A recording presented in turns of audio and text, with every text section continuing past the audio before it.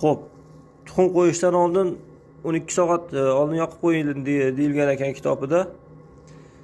O birinchi bochkamiz yarimiga tushdi. Mana uni bitta zapravka qildim yana.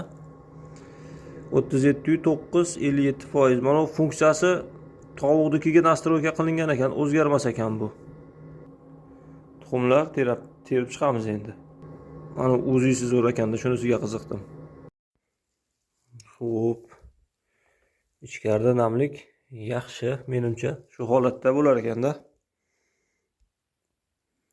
Bismillahirrohmanirrohim. Xo'p, birinchi etajini terib oldik. Oralatib chok bostirilar ekan. Mundik qilib.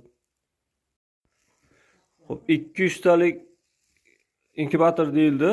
Bunga hozir 162 ta tuxum sig'di. Orasini shu 0,5 santimetr 1 santimetrga yaqin qilib ochib qo'ydim. Yaxshi aylansin deb. 162 ta tuxum. Boshladik.